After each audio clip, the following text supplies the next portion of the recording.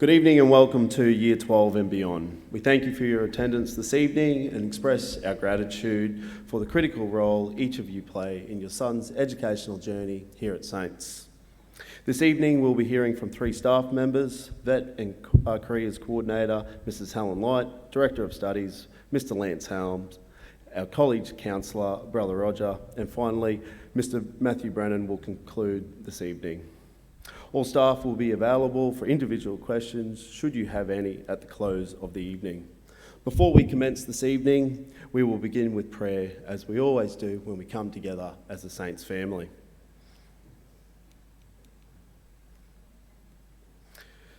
In the name of the Father, the Son, Holy Spirit, Amen. God of compassion and love, we praise you and we thank you for the gift of life.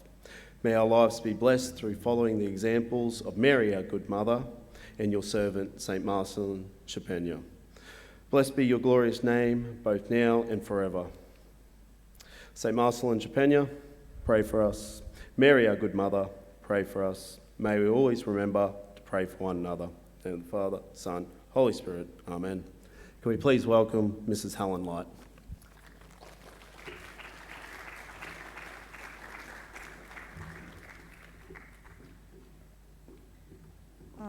Good afternoon, everyone. So today, really, I'm talking about Qtec admission areas and also apprenticeships and university entrance and scholarships and how to get trades. So Qtec, non-profit organisation, but they're associated with all these universities. If you want to go to another, I'll just go back so you can have a quick look. If you want to go to a different university, say in South Australia, Western Australia, you will need to apply directly to that university itself. So a little bit about admission criteria. So institutions determine their own admission criteria. So Qtec doesn't have anything to do with that. It's the universities themselves, whether they'll offer you an early offer, whether they'll give you scholarships, whether they've got a principal award. So each area will have its own jurisdictions, and they're all applied to each university themselves, not Qtec. So if you have the eligibility, and your rank is of merit, then you should be able to get into that university that you've applied for. So what are the eligibility requirements? You've got age, you've got any subject prerequisites, portfolios and auditions if you want to go into a drama, or also if you're wanting to go into music, you will have to have your audition, whether it is song or a musical instrument. So with teachers also, you will need to have a written letter, and you'll probably have an interview as well. The same goes with medicine, or you may need to do a UCAT exam to get into a university that requires one.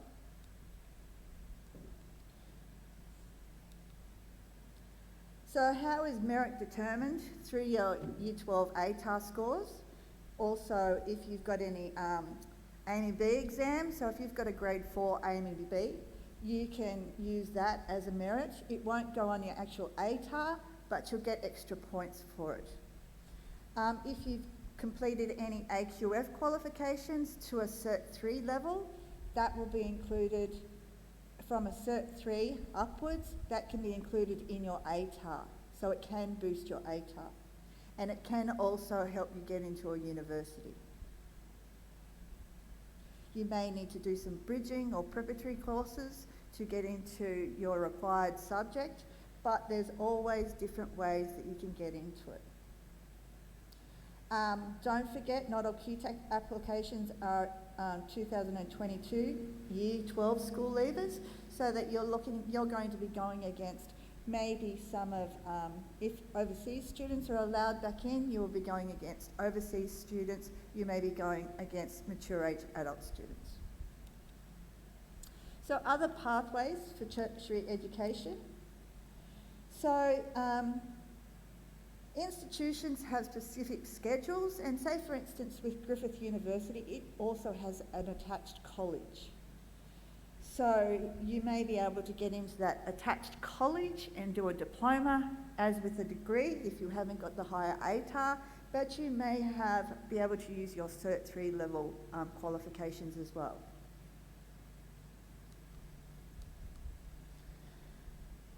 As I said before, performing arts missions, you may be able to use your AME-B theory exam, but it's not included on your ATAR calculation. So your ATAR will stay exactly the same as it is, but they may consider those qualifications. So they're the institutes that have specific policies and guidelines. So pathways. If a student's looking at going to university, there's a number of pathways that they can do. So they can do a certificate or a diploma or a trade qualification, get an apprenticeship. They can start working straight away. They don't even need to start anything at TAFE or a registered training organisation.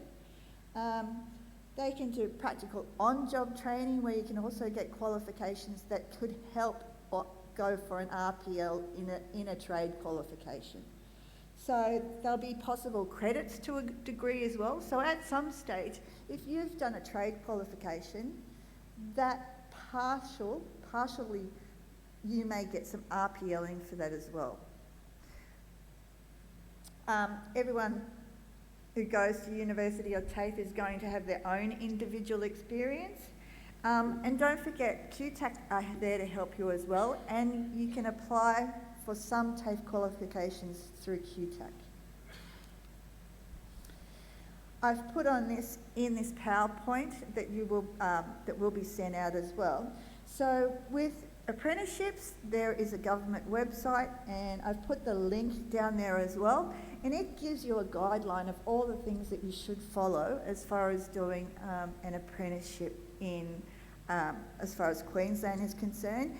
If you're going to do an apprenticeship, overall, the Australian Apprenticeship Board will be the overall branch of it, but if it's specific to different states, there may be some differences. Then there are a number of organisations that can help with apprenticeships. So for instance, if you're looking at group training organisations, we've got people like AUSMAC that actually will help you find the apprenticeship. MEGT, MRail, Skills 360, Busy at Work, Serena Russo, and MAS Experience. But there are certain ones that DESBT or Department of Education would prefer you to use, and that's all on that government website. And they do change from time to time. With AUSMAC, it looks after your apprenticeship singly. So if you start an apprenticeship with AUSMAC, they will deal with the workforce or the work placement.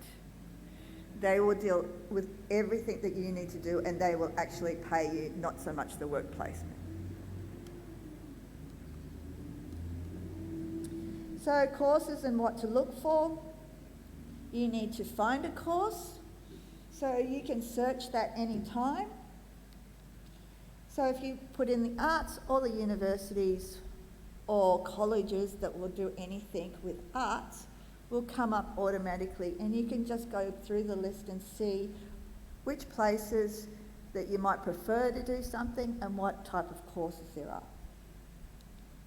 You will need to look at the overview of the course. The overview gives you specific information that you might be interested in or not really interested in applying for that course. So they're the main things. You also need to look at the admission criteria. If you're doing arts, you'll need to have your performance schedule put into them, and it's much earlier than when the Qtec applications open quite often. So some of Griffith University will want your performance schedule much earlier, say by late September, sometimes August, and they'll change that each year to suit them. So assumed knowledge. So if you haven't done maths methods, but they say that you have assumed knowledge of math methods, they will be targeting at that level. So they're trying to tell you that if you're not at that level yet, you may need to go and do a bridging course to help you along, to support your learning. So they're assuming that that's where you're sitting at that stage. Recommended study. This is the knowledge that will assist you with completing your course. So with the subject prerequisites, it tells you exactly whether you need physics 3 and 4, or whether you need math methods, as I said, or whether you need general English or English literature. But generally, if you've got English literature or English literature extension, English and as an additional language, you will still get into it. But they are requiring English.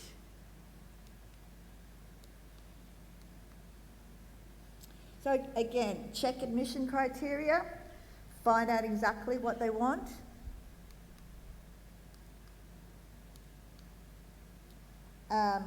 Again, check for prerequisites apart from subjects, anything that they may need you to do. Subject prerequisites, science. So they would want you to be one of the following general subjects. So you've actually got to have ag science, bio, chemistry, earth and environmental science, physics or psychology. So they will want that. Pathway courses, as I talked about before, less competitive. So if you've got a diploma maybe. So we've got different campuses, we've got regional institutions, we've got bridging and tertiary preparatory courses. So for instance, you may want to go to one of the smaller campuses and you may want to focus on, say if you're doing criminology, you may want to go to Sunny Coast, something like that. Or you may want to go to Griffith University or JCU, where it's a bigger university. So it all depends on your decision and your interest and your like and about the course that's there. So there's combined diplomas and degrees with some universities. So if you don't think that you could get in at a degree level, there's always another way to get in there. And also don't forget, if you've done a diploma, you'll get your cross credit for it. Selection ranks and adjustments. So some universities, and this is specific to all universities, you'll get adjustment factors.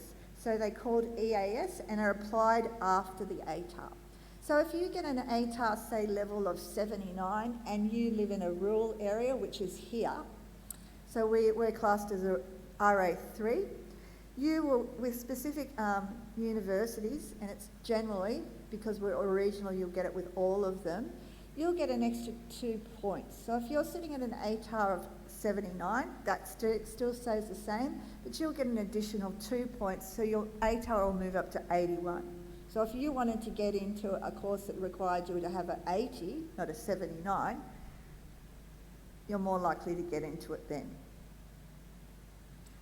And Qtec continually monitor and adjust all these adjustment factors. You'll need to fill in a form. So you have the Educational Access Scheme, and you must apply to Qtec and following their form guides. And again, different institutions award different adjustment factors. So one may allow for more or less. JCU was allowing for if you had a science or if you had a language background, they were adjusting 2 extra points for those. So you have an ATAR of 79, you would then have an ATAR of 83.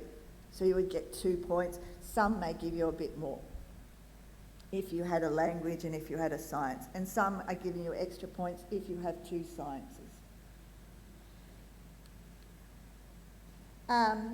The EAS scheme, you have financial hardship, home environment, English language difficulties, personal illness or disability, and the school environment. And also, as I said, there's the rural and remote that we're in, so you can usually put in that one as well. And that will depend on the university. Other adjustments, as we've talked, school relationships, subject schemes. You've got elite athletes, introductory study, equity, and Aboriginal and Torres Strait Islanders. So they're all quite beneficial. Other considerations, apologies, application checklist. So you'll need your LUI number, an alternate email address, additional qualification details, and authorise someone. So this is when you're applying to Qtec, you will need your own personal Gmail or Hotmail or whatever you have. You will need to know your LUI number when you're applying to Qtec, and at some point in time, Qtec will ask you to have your USI number. I think in 2022, it will start that you will need a USI number so that it will all go to one portal area and all your qualifications will be under that USI number. Authorise someone else who can access your Qtec application if you're going that way, or if you're applying for a trade or anything like that, just so that if something happens to you and you can't get to see your emails, or they can check your application for you as well. So Qtec fees for 2021-22, still the same, so $46. You get 3 rounds of changing your Qtec application, but if you change it on the 4th change, they'll charge you $46 again.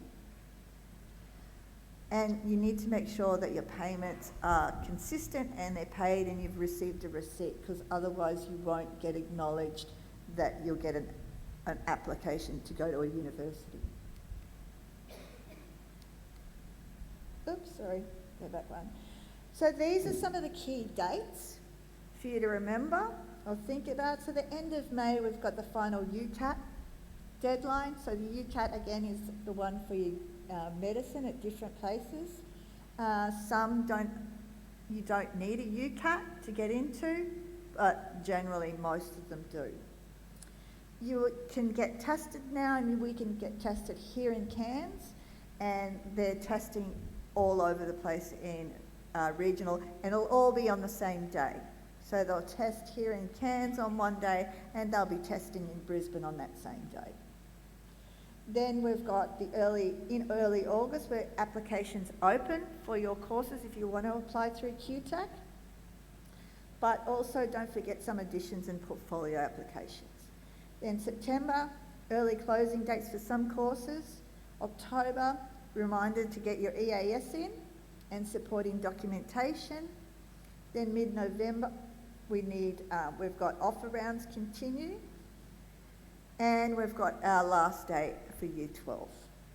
December, the crunch time. You've got to make a decision and submit all your documents.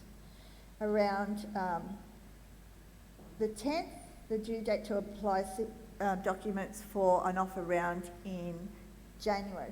So Qtec have 2 offer rounds. They have one initially in December and another one in January. You may get an area, say for instance medicine, that you'll only get that offer in January. There'll only be a number of universities that will allow the offer to be in January, because they may want to look at the whole process and the whole number of ATAR scores and be a bit sort of regimented. But if you're looking at a cross-sectorial area, say for instance if you're looking at teaching, I know one for instance is aviation. If you wanted to go to Griffith, their offer round is in December, but if you want to go to JCU, their offer round isn't until January. So you can accept it conditionally, the one from Griffith University, but then you're waiting to actually get into SUQU that only offers it in January. So then bang, you get your offer in January, you're really happy, so you go to CQU, or if you don't get your offer in CQU, you can take that offer in December. So there's a whole lot of things, but we'll talk more about that in Year 12 as well. Then when we come to January, as I said, you need to change your preference around and look at and see what offerings you might get.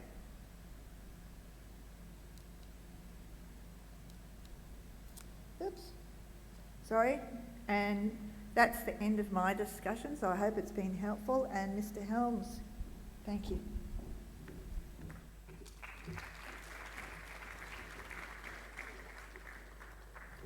Good evening, everyone. I'm Lance Helms, Director of Studies. Thank you for coming along. It's probably been a year since I've seen most of you during the set plan interviews. Basically, our story is still the same. The information that we're wanting to give kids from this point on is still study what you like and study what you're good at, no matter what that is. Now, tonight you may have heard quite a bit of information and possibly you're a little overwhelmed. Those slides went pretty quickly, quite a few acronyms, etc. Can be a little bit of overwhelming. So I want you to think about not only the unknown that you're dealing with, but the unknown that the students are going to be dealing with from this point on. We're in week 2 of term 4. Exams for maths for year 11 students tomorrow.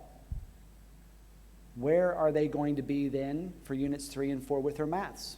They need to be successful in their courses. All the rest of the subjects, block exams, hopefully you've gotten that information, that is going to happen in week 4. And sometimes students at this stage of their career are thinking to themselves, why did I pick that subject in the first place? I'm not really enjoying that anymore. I'm not sure what I want to be. Maybe I'll be a pastry chef. Who knows? But we need to be in a position to have those conversations with these students and let them know that change is fine if it's informed change. So from now until the end of week 4, when they've had their exams, they may find that what they think has been appropriate study is not necessarily enough. Maybe they studied very hard and it just didn't work out. Maybe it is confirmed that they are doing exactly what they think they should be doing. And that's what these exams are about.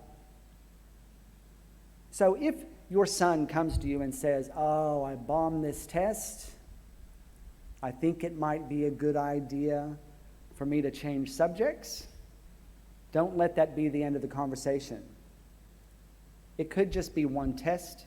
It could just be one situation.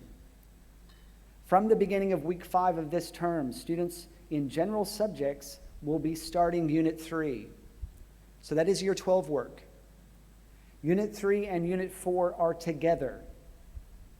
It's like it's one giant unit. And if we do have students who are taking their English exam and they have failed Unit 1 and Unit 2, they're probably not going to pass Unit 3 and 4. If we have students who have failed Unit 2 in mathematical methods, but they passed Unit 1, it's worthwhile speaking to the teacher. What's happened? Let's find out. Does my son need to move? But it's also about looking about how much value their study is getting them. If a student is studying 3 hours a night for math methods and his other subjects are faltering, then maybe math methods is the wrong subject for your son at this stage. Now, Ms. Light, she talked about a few things that maybe you have found overwhelming, but a bridging course is one thing that I've mentioned possibly to you already. There are many ways to get into university. Now, I'm not only going to be talking about going to university, but quite a few of our students do go to university. And sometimes they think, I must pass a certain subject, I must take a certain subject in order to get into the university course of my choice. Your sons have been blessed with COVID. International students are not applying for university placements here. there are more placements. So we can look at things as a blessing.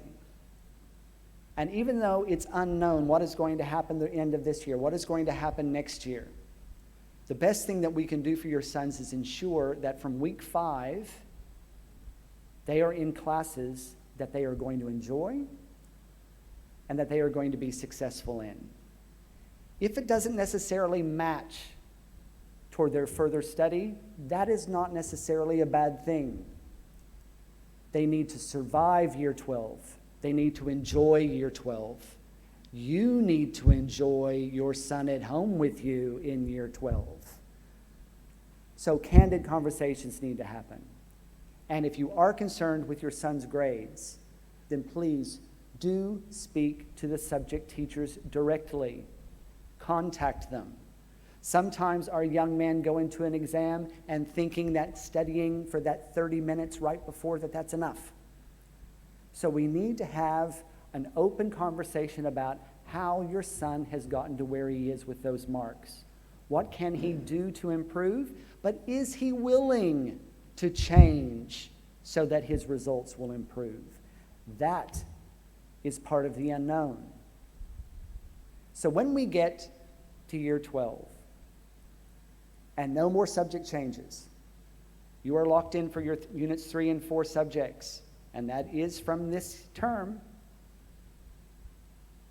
We have to help our students navigate their success until they hit external exams. That's if they do have external exams. So there's a lot of unknowns between now and then. Boys change their minds. They decide they don't want to do it anymore. They decide they want to work more. The car and the money is more important. That's what the girl seems to want, they think. Can be a variety of things that come along the way to let them lose focus of what they really want. So it's important for parents to listen and not necessarily do the talking all the time. Sometimes boys just need to talk. And you need to choose your moments in order to have that conversation about how they're going. They might see you as a nagger, as the enemy at times, even though you know what you're saying to them is out of love and in their best interest. I don't know about your son, but some of the boys I've come across aren't bright enough to realize that. They see it as a fight. So do yourselves a favor. Settle your own nerves before you start having that conversation with your son.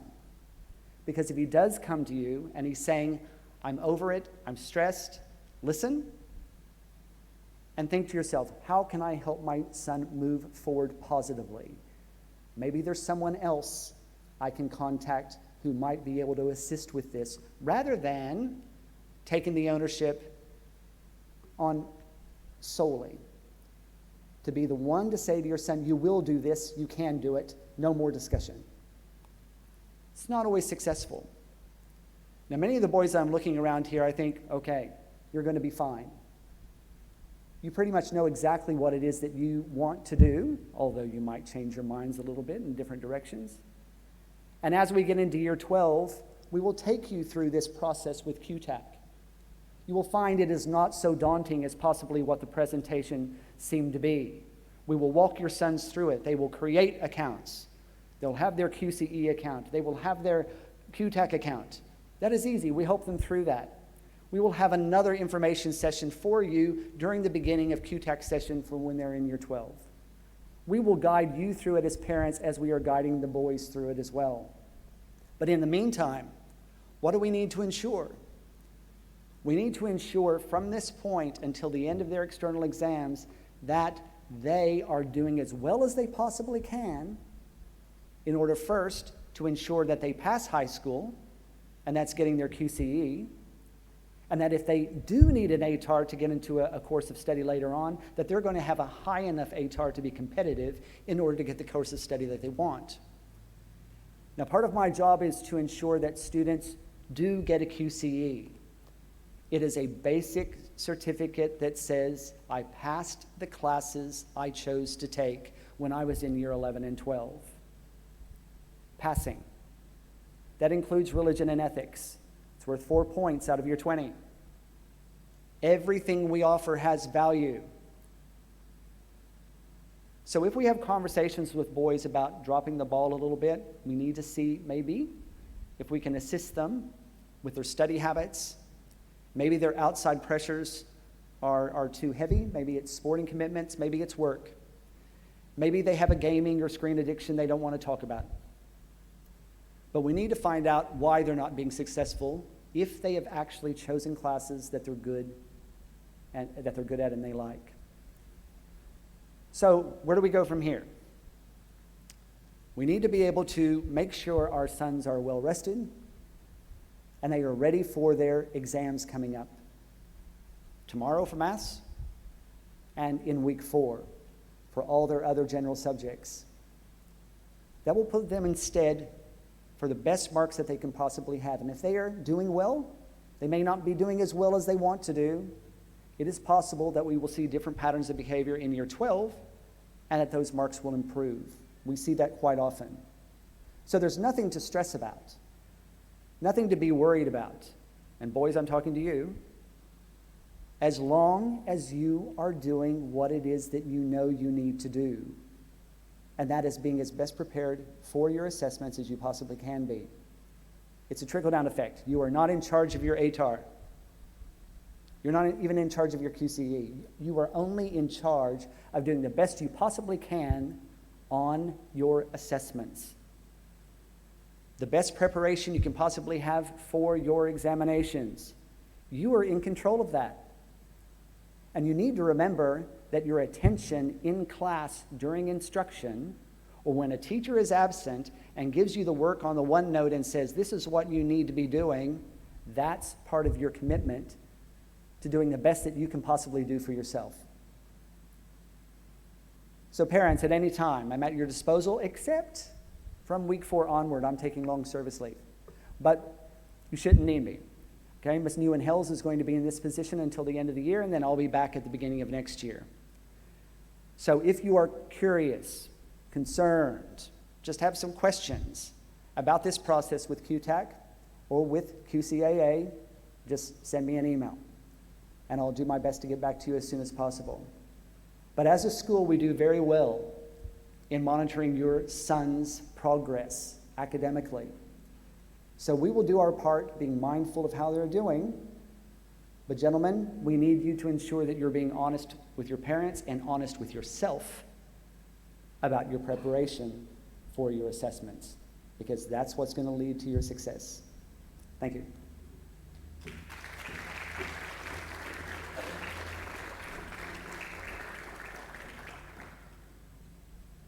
Good evening.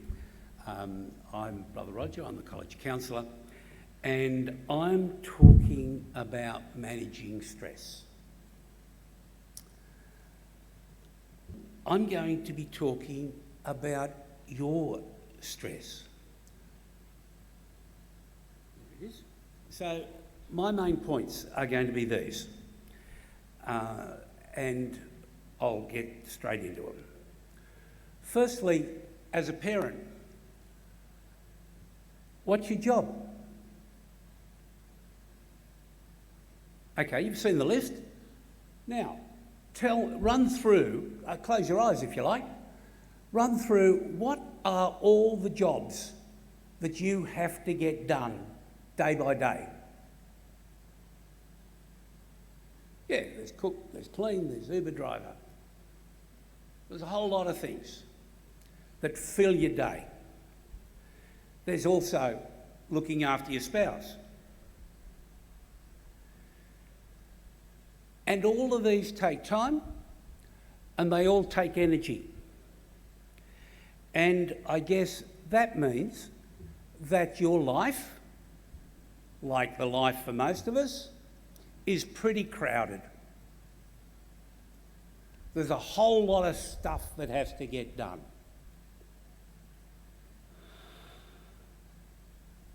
So I'm actually talking to parents because I'm taking the view that the big question here is who nurtures the nurturer. And if you're doing all those jobs, if you've got all those responsibilities, who is looking after you? Who is primarily responsible for caring for you?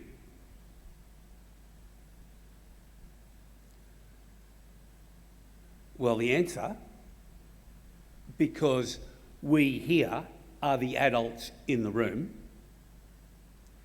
it's each of us who are responsible principally for caring for ourselves. And if you're an empty jug, if you're exhausted, if you've got too much on your plate, if you're an empty jug, you can't pour anything out of that for the ones whom you love, the ones you're trying to look after. So I'm actually on about self-care. I understand that this is going to be recorded so you can actually access that web link. I'm not going to do it here. But I guess I want to ask, how do you restore yourself? How do you re-energize yourself?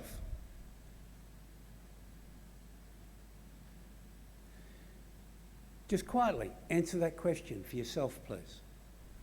How do you re-energize yourself?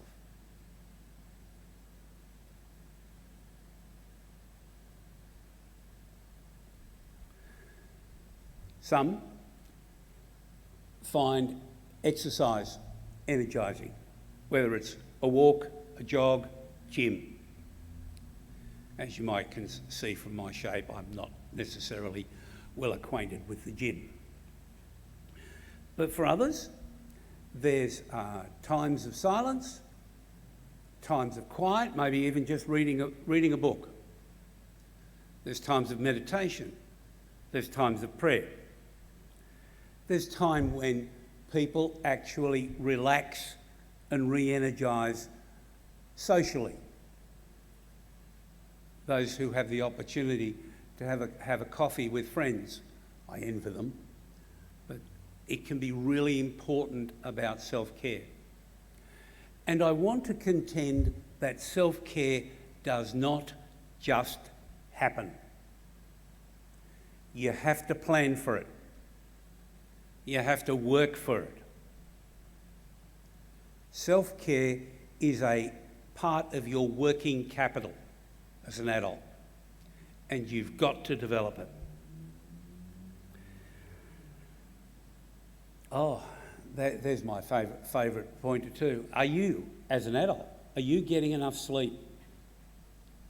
I suspect as a nation, we are chronically sleep deprived. When I start talking to boys here at college about sleep, the average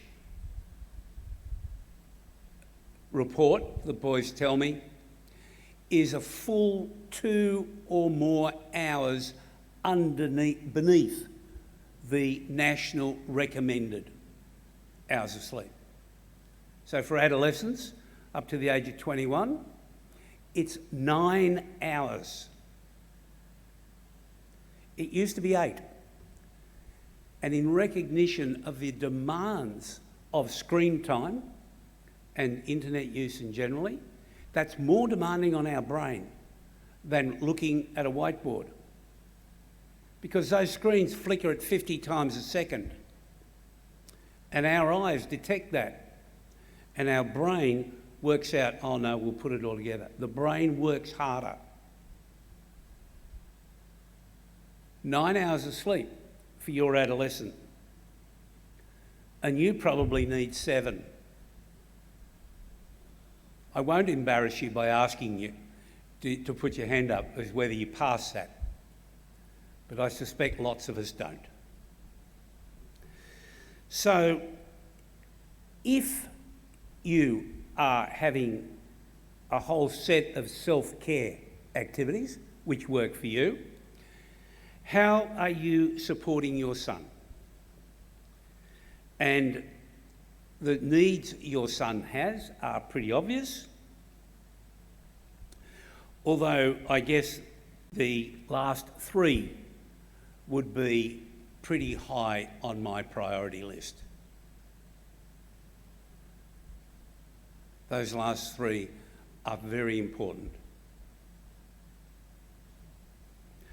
Gosh, I hope the screen is accurate. Yes, it is.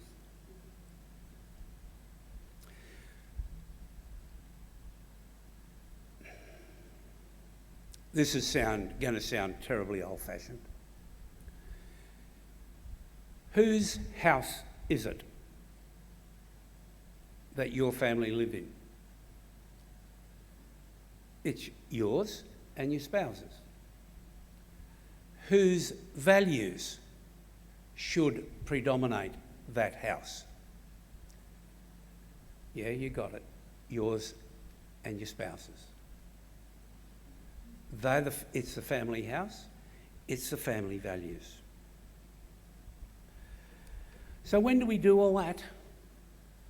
Well, now is just going to be quick enough.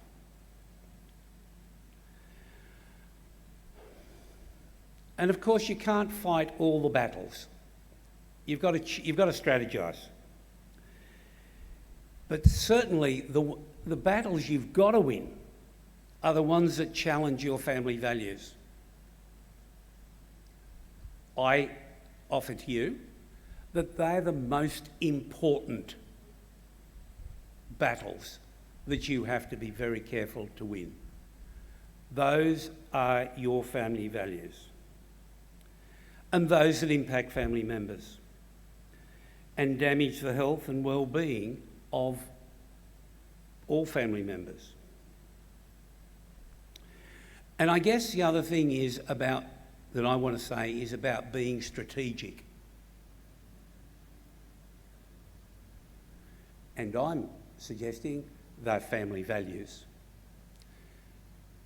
and practices, behaviours that affect all members of the family.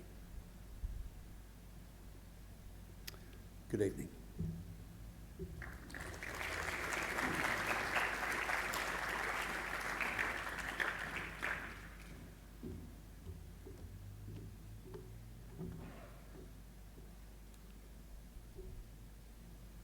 Thank you very much to Brother Roger, to Mrs. Light, to Mr. Helms, and also to Mr. O'Farrell for coordinating the evening. Can I, first of all, obviously welcome the Reverend Brothers, the staff, obviously our parents, and of course our Year 11 or our graduating class of 2022. You're probably sitting here, perhaps as I was initially, thinking, what's the purpose of the evening and the timing of it, and why have we chosen the timing? I really hope as the night, for me anyway, came to fruition, it started to fall into place quite nicely. We were looking at, obviously, 2022 and beyond with Mrs. Light about the things that we do have to start having preliminary discussions with our sons and where they're looking at going. Although, as I said to a Year 11 boy today when I caught up with them for their birthday, you're probably going to change your mind 15 times, maybe 20 times between now and the end of next year. And that's okay, but keep changing your mind, keep having the conversations. Don't leave things in a car park and hope things will take care of themselves. We then moved to Mr. Helms, who was talking more importantly about the preparation in regards to getting ready for the block maths tomorrow and then block exams week 4. We've intentionally tried to stage the block exams very similar to the external exams, and we are preparing your sons for those exams that Year 12 are undertaking Friday starting next week. So that is going to come around very quickly. And I was, whilst I was sitting there thinking, I can't believe this time in 12 months, you as a family and young men, you'll be starting to plan your graduation next week. And I know when I spoke to the Year 12s recently, they were just really shocked at how quickly time went. Then we moved to Brother Roger's presentation, and I think that rounded things off. Just have a look at the fights or the battles worth having with your sons and making sure that there is a support network for them. One of the things, and I know there was a number of young men here and their parents put their hand up saying that they were the eldest sibling. Be rest assured, my youngest is 20 and he's up here with us at the moment, and the conversations that Mr. Helms is talking about you're going to have, and the conversations that Brother Roger mentioned, I'm having with my 20-year-old. So I don't think you're going to get out of it next year or even part of this year and into next year. We're still talking about university options, where is he going with his life and those sorts of things. And I know as a parent I've got to get better at picking my moments, because there's times as a parent we get incredibly frustrated with the inaction often of our young men, and that the answer seems just so bleedingly obvious in front of us and they don't want to see it. And again, one of the presenters mentioned sometimes it's better getting a third party involved and assisting in that. I just want to conclude by thanking you for coming this evening. As I said, it was an evening with bits and pieces of everything. It is being recorded. There will be a link sent out to you tomorrow with a copy of all of those PowerPoint slides. There were links from Miss Light and also Brother Roger, which I strongly encourage you to have a look at. To our young men, it's also hopefully a wake-up call to say that really the time for students, you really now need to start focusing on the importance of Year 12, and it does begin in week 5. The final point that I'll make, and it has been made, but I really want to stress it in my role, success is measured differently by every student, every family in our college. I recall a wonderful story of a young man who got an ATAR, well, he got band 3s, which in the New South Wales system meant that he passed most of his courses. And if you're wanting to be a black and white judge, to say, well, that's a fairly disappointing result. He was the first person in 4 generations of his family to not only go to Year 12, but to complete Year 12. And to me, that's still one of the great success stories. He's now working in Katherine. He's finished his trade, he's married and he's got a young child, and he's doing very, very well. And to me, that is just as important as the person who went on to do medicine or law or whatever it might be. So pick your targets with your sons, as has been said to you. Be sympathetic to them, but also don't relax or renege on what you think are the big rocks in your family's life. Mr. O'Farrell mentioned that there'll be a number of us, all staff actually, that are here tonight. I'm more than happy to field any questions. I'll close the evening by wishing all of the Year 11 students the very best in their maths exam tomorrow, which a couple of parents I looked around didn't actually know it was on tomorrow, so that's probably a little bit of a concern in itself. But also knowing that week 4 is the block exams and those conversations can start. So again, thank you very much for coming this evening. Your presence here shows your boys that you are heavily invested in their own futures, and I wish you a good night. Thank you.